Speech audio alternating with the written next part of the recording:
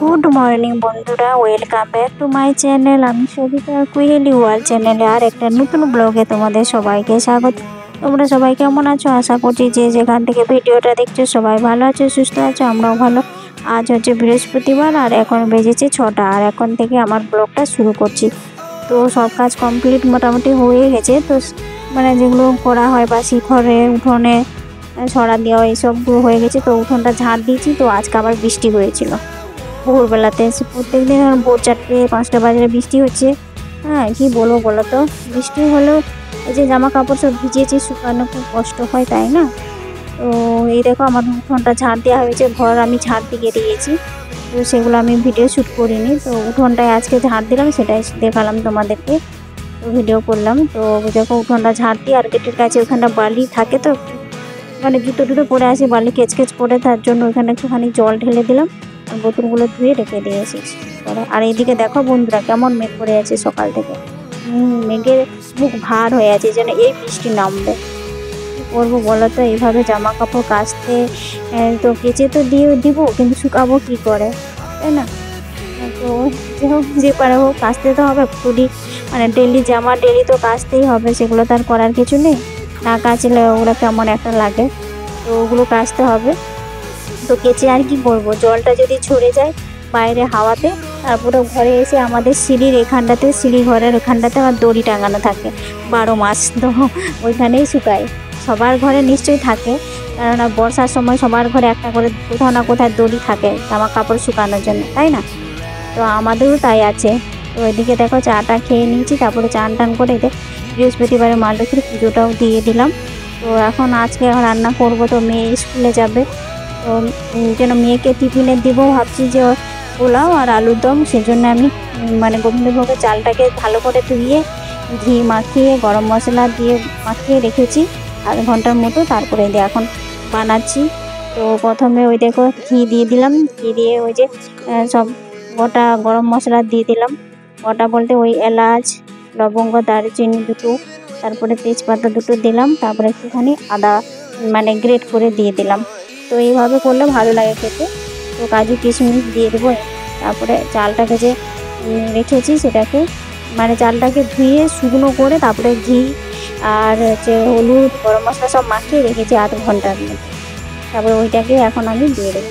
তো মানে পোলাও বানালে না এত সুন্দর একটা সেন্ট আসে, খেতেও ভালো লাগে, মজা লাগে। তো আর রান্না করতেও ভালো লাগে, কারণ অল্প সময়ের মধ্যে হয়ে যায় ঝটপট, তাড়াতাড়ি, আর খেতেও ভালো লাগে। আর সেন্টটা এত সুন্দর লাগে, মনে হচ্ছে যেন অনেকটা খেয়ে নেবে।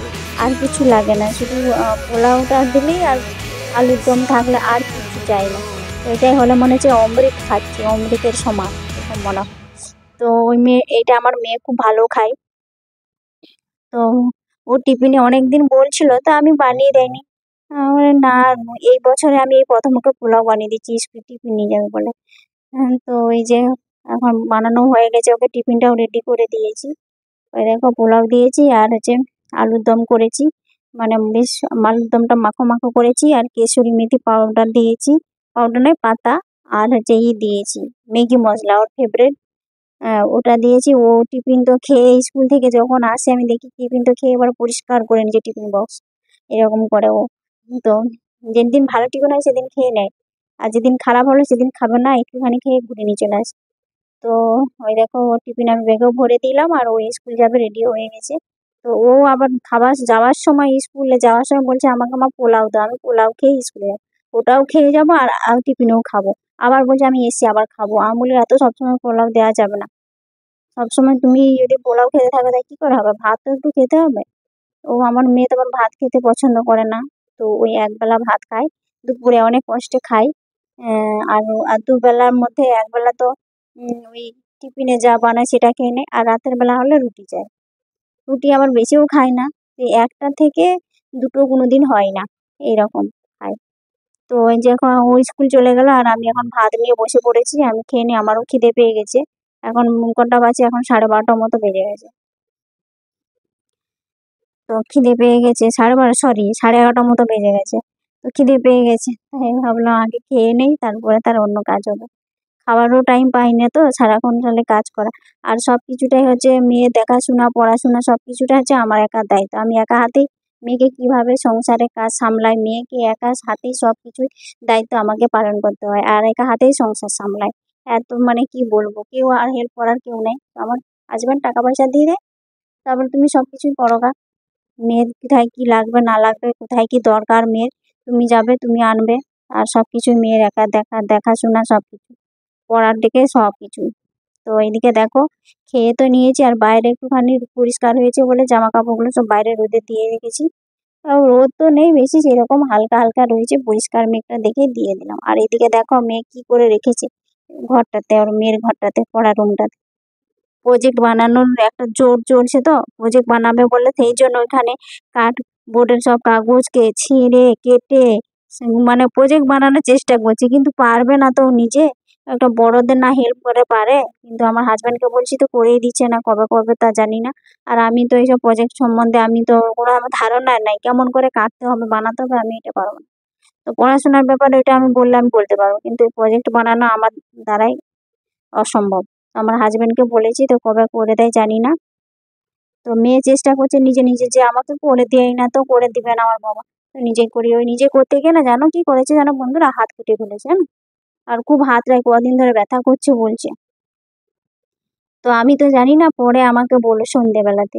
তারপরে আবার আমি ব্যান্ডেজ লাগিয়ে দিলাম, আর বড়লিং গরম করে করে 2 দিন লাগিয়ে দিলাম। তারপরে ওর হাতের কাটাটা ভালো হলো, মানে ব্যথাটা কমেছে। এমন করে না, বলেও না আমাকে, পরে বলছে। এদিকে দেখো তোমাদের সাথে গল্প করতে করতে আমার সব কাজটা মোটামুটি হয়ে গেছে। আর বিছানাটা একটু পরিপাটি করে রাখি, সব ঝেড়ে টেরে। তো বিকেলে স্যার আসবে আবার।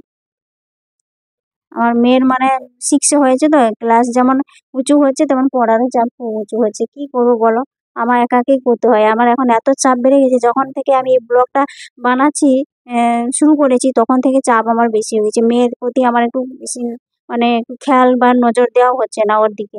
তো এইটা করছি, এটা এডিটিং করা, তারপরে মানে আপলোড করতে দেওয়া, থাম্বনেল করা, বসানো, সব কিছু আমাকে এখন নিজে করতে হচ্ছে। তো আর মেয়ের ঘর পড়াশোনার চাপটা মানে কমে যাচ্ছে, তখন আমি পড়াশোনার সময় দিতে পারছি না ওকে। তো কি করবে জানি না, এবারে পরীক্ষাতে। তো এদিকে দেখো সন্ধ্যেবেলা আমি ওই যে টিফিন জন্য বানিয়ে দিলাম একটু ওই সুজি দিয়ে টক দই দিয়ে, তো ওটাও খেতে ভালো লাগে ওকে। ওটা টিফিন হলো একটা সন্ধ্যেবেলাতে। তারপরে এই দেখো খেয়ে দিয়ে একটু পড়তে বসেছে, পড়তে বসে ঘুমোচ্ছে কি করছে ওই তার জানে। যতক্ষণ না ওর কাছে বসি আমি, ততক্ষণ ওর পড়া মুখস্থ হবে না, আর পড়াও হয় না। তো নিজে যতটুকু পারে পড়তে বলি ও পড়েই না, যতক্ষণ না মা এসে বসবে পড়া ধরবে ততক্ষণ ওর আর হয় না। তো এদিকে দেখো আমি একটু চা খাবো বলে চা নিয়ে চলে এসেছি, চা খেয়ে নিই আর মেয়েকে একটু পড়াটা ধরে নিই। এইটুকুই যা সময় পাই। আর রাতের বেলায় তো সময় পাই না, রান্না করা এই করা, আবার লাইভ করছি তখন মাঝে মাঝে, তো তখন আবার সময় পাচ্ছি না। হ্যাঁ, এই হাতে এই করে একা হাতে কি করে সামলাবো আমি একটু টেনশন। এমন মানে এমন যেদিন হয় শরীর খারাপ, পা হাত এত ব্যথা করে, শরীর আর চলে না মনে হয়। তো মেয়ের আবার এদিকে আবার মনে হয় মেয়ের এবার আমি যদি না একটু দেখি, মেয়ের পড়াশোনাও হচ্ছে না, কিছু করছে না। হ্যাঁ, এত মানে সমস্যা হয়ে যায়। আমার হাজব্যান্ড তো আর কোনো কিছু হেল্প করবে না, না পড়তে বসানো না কিছু। কি করবো বলো তো, একা হাতে এইভাবে করছি। বন্ধুরা তোমরা প্লিজ আমার ভিডিওগুলো দেখো, আমি অনেক কষ্ট করে এই ভিডিও করছি, সংসার সামলিয়ে মেয়ে সব দায়িত্ব পালন করে ভিডিও বানাই, শুট করি এইরকম করে। আর এদিকে দেখো বন্ধুরা, ইন্ডিপেন্ডেন্স ডে আছে তো 15ই আগস্টে, সেই জন্য আমি একটা ভিডিও শর্ট ভিডিও শুট করব, তার জন্য এই দেখো ডেকোরেশন করে দিয়েছে আমার মেয়ে। আর হাজব্যান্ড করলো একটুখানি ওই যে বেলুনগুলো সাজিয়ে দিয়েছে আর করেছে। তো মেয়ে আমাকে মেকআপ টেকআপ লাগিয়ে দিয়েছে। দেখো ওইখানটাই করবো, পতাকাটা সব বুঝেছে। দেখো আমি এরকম সেজে সাজিয়েছি, আমার মেয়ে কেমন হয়েছে তোমরা কমেন্ট করে বলো। আর ভিডিওটা এখানেই শেষ করছি। ভিডিওটা যদি ভালো লাগে তাহলে প্লিজ চ্যানেলটাকে সাবস্ক্রাইব করে দিও, লাইক করে দিও। আর এইভাবে আমার পাশে থাকো, আমাকে সাপোর্ট করো।